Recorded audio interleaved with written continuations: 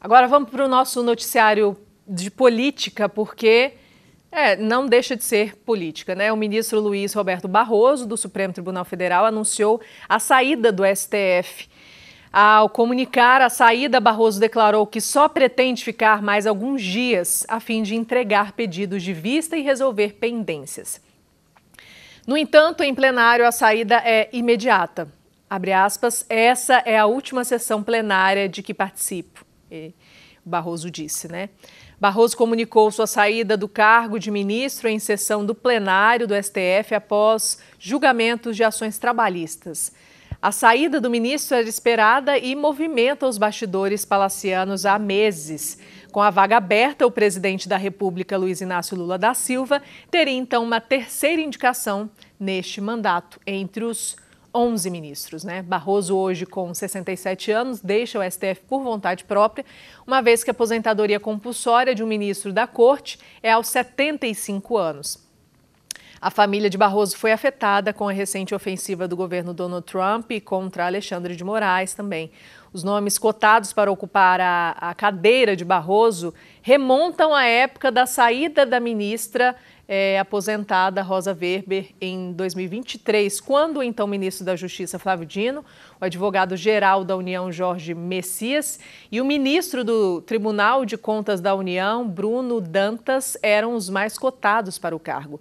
Dino foi o indicado, mas Messias e Dantas seguem como nomes ventilados nos corredores do Planalto, ao lado de outros personagens da República, entre eles o presidente do TCU, o ministro Vital do Rego, que tem forte atuação na regularidade de benefícios sociais, carro-chefe do governo Lula. Esse Messias é o Bessias? Lá atrás da Dilma? Eu preciso confirmar. Mas eu acho que é. Mas eu preciso confirmar, Você lembra, né, daquela situação lá que a Dilma falou que o Bessias iria levar o documento para o Lula virar ministro, para ele não ser preso, né? Sim. O que você achou dos nomes, principalmente também, né, para substituir? Vai passar ainda pela seleção do presidente da República e quem quer que seja escolhido vai passar por uma sabatina do Senado. Esse ritual, ele ocorre sempre, né? De incumbência do presidente da República fazer a indicação, mas eu queria me ater também à aposentadoria de Luiz Roberto Barroso, ele que sai da presidência direto para a aposentadoria. Nós já sabíamos, era esperado, mas eu quero lamentar.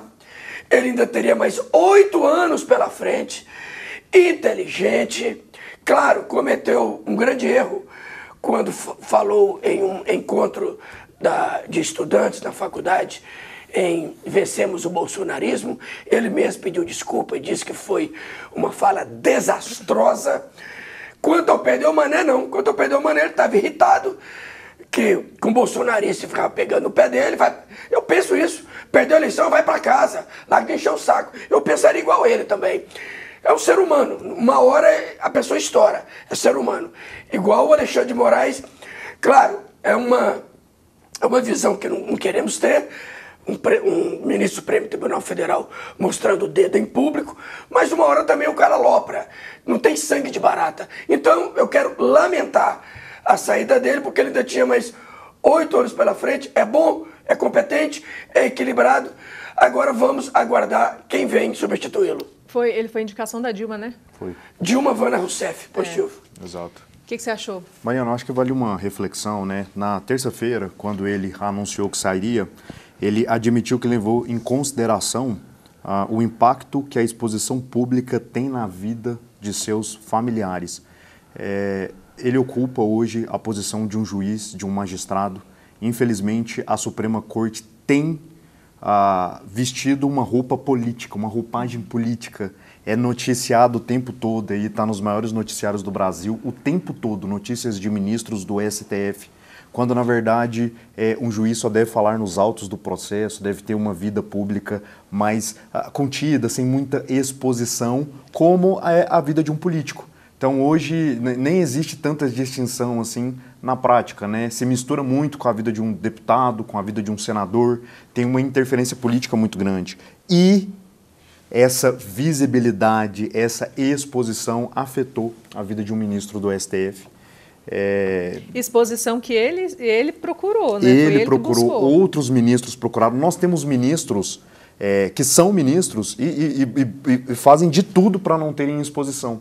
Eu acho que essa deve ser a conduta de um ministro do STF, e isso causou o quê? Uma pressão na sua imagem, uma pressão na sua família. Nós tivemos a exposição, agora o caso recente do filho dele que estava nos Estados Unidos, teve seu visto revogado, trabalhava para um banco gigantesco no Brasil, o Banco BTG, que é uma situação também humilhante, né? Teve que ser deportado dos Estados Unidos. Então tudo isso fala dessa exposição muitas vezes desnecessária, de decisões com caráter, com cunho político, às vezes com cunho ideológico, e acabou não suportando a pressão. E é aquele negócio que a gente fala sempre, que eu acho que deveria, eu penso que deveríamos mudar isso no Brasil, que é essa indicação política de ministro no Supremo Tribunal Federal. Com certeza, eu sou não favorável. Tinha que existir isso, porque fatalmente um ou outro vai estar alinhado com quem o indicou, ou com uma vertente política de quem o indicou, e aí abrem também precedentes para discursos de que não, você foi indicado pela Dilma, então você é do lado do PT. Você foi indicado pelo Bolsonaro, você vai defender a direita. Você fala indicação do presidente, você acha que deveria mudar? Sim, acho. Juiz de carreira. Juiz de carreira. Eu acho que talvez uma lista tríplice, pode ser uma nomeação do presidente, mas de juízes de carreira. Passou no concurso, sim. Né, é um juiz de carreira, está há 15, 20, 30 anos aí na vida do magistrado. Pode continuar uma listagem de juízes de carreira. Sim. Né, de juízes que já estão ali, são isentos, passaram no concurso. Né, não tem partido, não tem nada. Os melhores ali vão para uma lista e o presidente Você não acha? nomeia. Você não acha que fica uma coisa mais isenta? Não, eu acho. Tem que mudar a lei, né? Porque é uma prerrogativa do presidente da República. Claro. Mas só para dizer, dentro dessa sua preocupação, o Luiz Fux foi indicado também por Dilma Rousseff. E você viu que ele não sentou o Bolsonaro e toda aquela galera lá. Mas a gente está vivendo um outro esquema que, inclusive, isso é reflexo, inclusive, dessas sanções do governo dos Estados Unidos. Não tem como você separar uma coisa da outra. Alguns se sentiram ameaçados com as sanções, alguns foram frontalmente atingidos pelas sanções, e isso influencia na decisão da pessoa também. E só um contraponto aqui do que o professor Márcio acabou de falar. Né? O Fux, ele já entende, o professor já tem uma vertente diferente do posicionamento do Fux. Eu já penso ao contrário. Alinhado com vários juristas que elogiaram a decisão do Fux, por incrível que pareça, ele é um magistrado. Então ele foi elogiado por uma parte significativa de juristas, falando, caramba, que ele teve uma decisão realmente que seguiu a legislação, seguiu a jurisprudência, e ele era um juiz de carreira. Então, eu vejo isso de maneira positiva. Mas é porque ele seguiu o que vocês estão dizendo, e teve elogio do segmento jurídico, com relação àquele núcleo crucial da trama golpista.